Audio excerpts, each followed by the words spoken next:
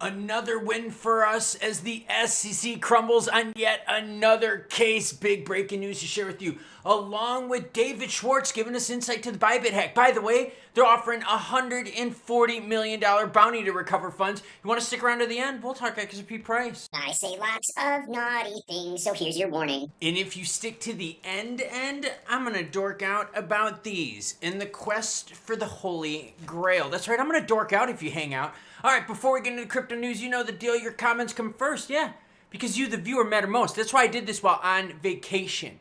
Almost 4 weeks straight. Loved it. Solid Base says, whatever Kramer's dumbass says, do the opposite. Inverse Kramer play. Yeah, Kramer's talking about bad news on Monday. Miguel Casilla says, so people rather sell their crypto on the exchange that's going down instead of just putting it in cold storage and weighing it out?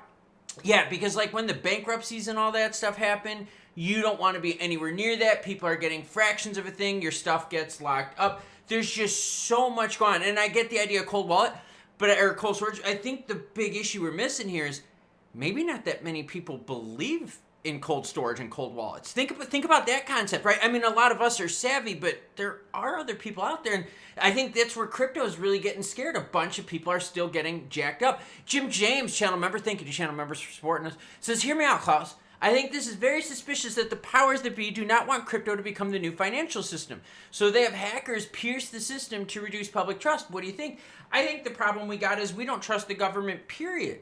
So every idea is on the table. Because for real, governments are shady AF across the globe. Whether it's with spending, whether it's not doing what the voters wanted. No, I'm not getting into a rant night now. I'm getting into crypto news because I got good news for us.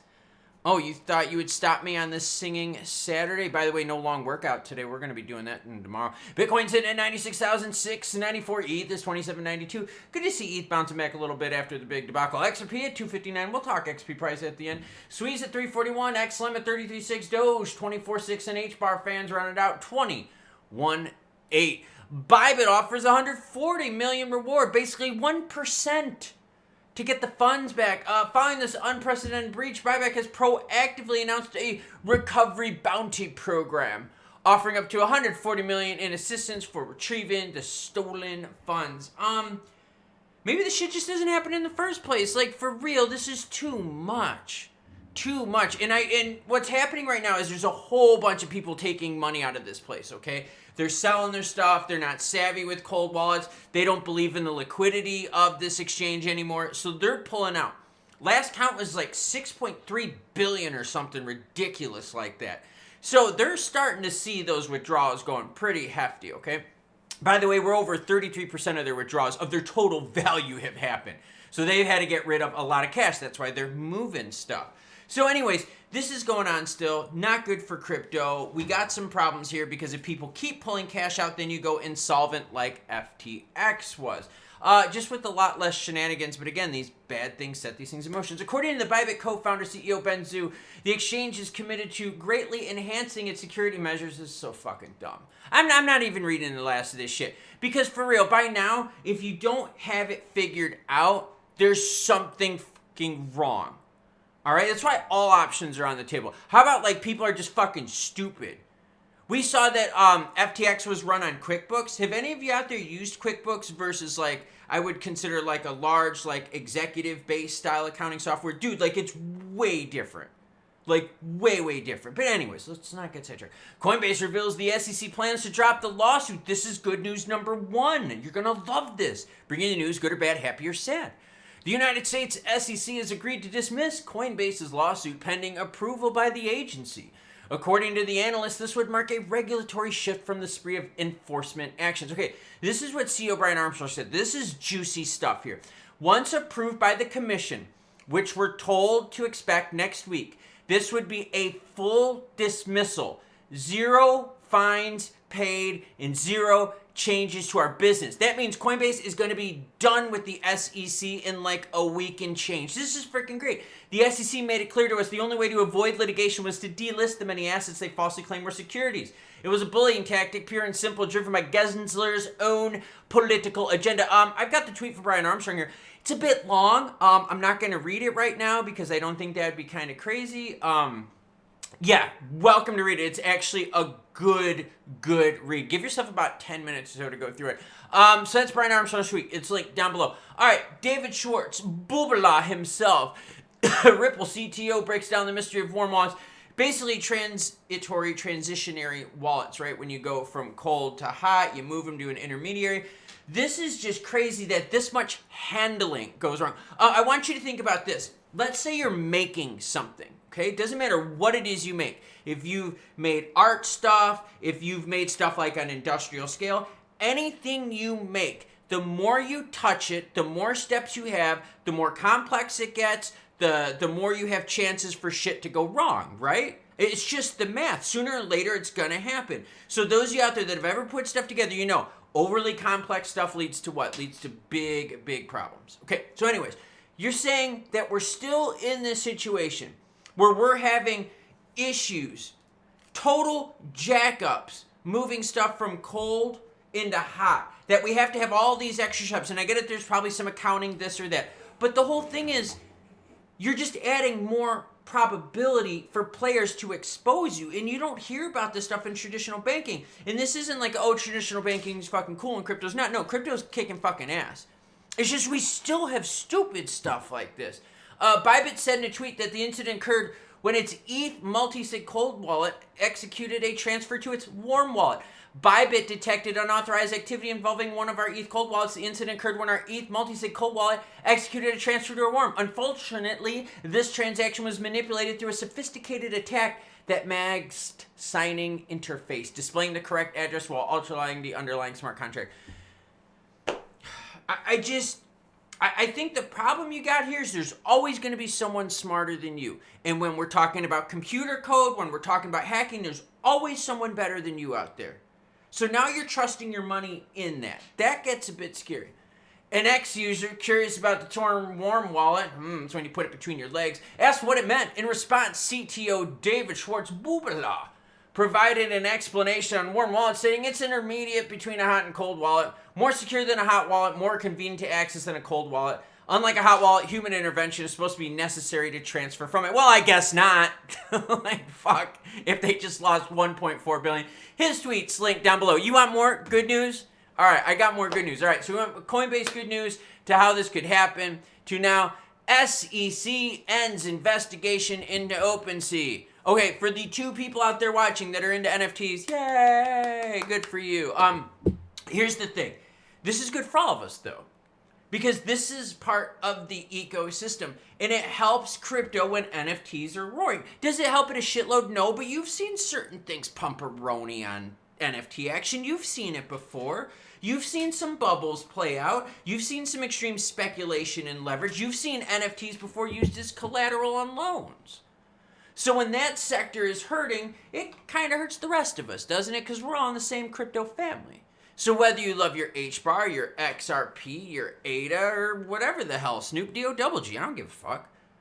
We want everything to do well, right? Because that just benefits all of us. The SEC has concluded its investigation into OpenSea, signaling a shift in crypto reg changes. Yay! The SEC's decision to cease its investigation into OpenSea reflects a notable transformative phase for the NFT market. Freaking awesome. Following a lengthy period of uncertainty, CEO Devin Finzer announced via social media that the regulator will not pursue enforcement actions against the prominent NFT marketplace. Yeah, so we're learning now that they're going to be looking more at NFTs like this. Like, hold on, I'm going to go to the little screen here. As collectibles, right? Like stuff like this, like PSA slabs. Ooh, yes, baby, this is cool. By the way, anyone know like what this set is? Well, you're gonna find out if you stick around to the end. It's really cool. So now you got some total change in the NFTs. So for people out there, they're like, yo, when is it gonna happen with Ripple and XRP? Well, we've gotta wait for Kraken. Kraken's before XRP on the list. So whatever happens to Kraken, right? We're gonna see happen to XRP. We just saw now what happened to Coinbase. Brian Armstrong is like, yo, in a week we're gonna have this shit all done. So we are not that far off. Regulatory shift is happening. XRP's volume right now, 24 hours, down 26% to 3.6, but we know the volume was nutso because of the big news that broke yesterday with Bybit. That's kind of messed up. Exchanges again made the money while the market gets fucking hosed arenoed. The 1 month sees us, at the beginning. We were sitting there at about 312 mid-January. Now sitting right around that 259, 260 mark. Still fairly healthy. I mean, you can still see the repercussions from Sunday Bloody Sunday. You can still see that clear as day that we're about half the move. We pretty much split that move in half. So we're still leaning a little bit towards the negative. You know, we got to digest the poop sandwich like the Bybit stuff, which is definitely not good for confidence in crypto markets. And with confidence comes what, everyone? The money. And so if you don't have confidence, what don't you have? The money. And that's why people have pulled out like over like $6 billion from Bybit. Because when you fuck stuff up, people take their money out. It doesn't matter what business you're in. Seeing that softness reflect a bit in the crypto market and the lack of hot, juicy, Ripple, XRP, SEC specific news. That's the story, morning glory. Macros suck fucking balls too. Inflation's going up there. Was at the supermercado today, picking up some chorizo, a little bit of asada, seasoned asada with a little bit of pineapple in there. And we were looking at eggs there, and we were like, holy fuck stick, for 18 eggs, you're paying like $12. Holy crap, man. Okay, so now we talked crypto. You know the vibe on everything. You're caught up on the news. Let's get you dialed into what's been happening on the channel and the Holy Grail mission that I'm going to go on. A bunch of you out there know that I'm big into PSA cards. I got some on the wall right there. I have another case. Sorry, I'm doing this off my camera. Right back there, we're going to put our baseball slabs up. You know, like all the cool autos, like Conseco auto rookie cards, like cool stuff like that. But anyways, I'm on my quest to do a Holy Grail. And I'm actually going to be launching this on my second channel, okay? I'm going to have it linked at the end of this. I'll have it linked down below. It's really cool. What my son and I are going to try to do is we're going to try to pick up the whole set of the 1989 Cardis Super Mario Bros. 3 cards. And I don't know if any of y'all have ever seen these before. These super rare cards, some of them there's only like 3 or 4 known in the world population-wise, perfectly graded. But they're really cool cards, and they're basically based off of the Super Mario Bros. 3 game, and they came out of vending machines. And this is what we're going to go for. We're going to go for the grail on these. Some of these are going to be really hard to find. I know there's one for sale in England. So, you know, might have to do a little bit across the pond vacation, you know, like Nintendo card action. But yeah, it's a really cool set. 1989 Super Mario Bros. 3. 42 cards in total. Gonna go for it. Gonna share that on my second channel. It'll be kind of a cool collecting hobby treasure hunt for my son and I to go on. Had a lot of bonding time with my kids when I was out in Guatemala with them. Got some neon signs. One sign that I got is Choo Choo Bitches. Just throwing it out there. I just got to set it up on the wall. I got to get the Boo Ghost figured out over on that wall right there. This is going to be all like the Pokemon gaming stuff there. The back wall behind me is going to be all baseball cards and like sports-based memorabilia, stuff like that. So yeah, a lot of cool changes happening with the channel. But check it out. We're going to be putting it on our second channel. My son is going to actually be editing that. We've got a card show that we're going to in a couple weeks. So if you ever wonder where like the name came from on the Twitter account, now known as X, Family Hobbies and Cards, well, it's because I'm really, really big into card collecting. Frank Thomas auto rookie card, Harold Baines Hall of Famer auto rookie card, another Frank Thomas one. We got a Bo Jackson one. We got all sorts of cool stuff. So yeah, join us on the journey. We're going to be hosting it on the second channel. I'll catch you cool cats later. And of course, what everyone, choo choo bitches. Oh, I can't wait till I hang this sign up.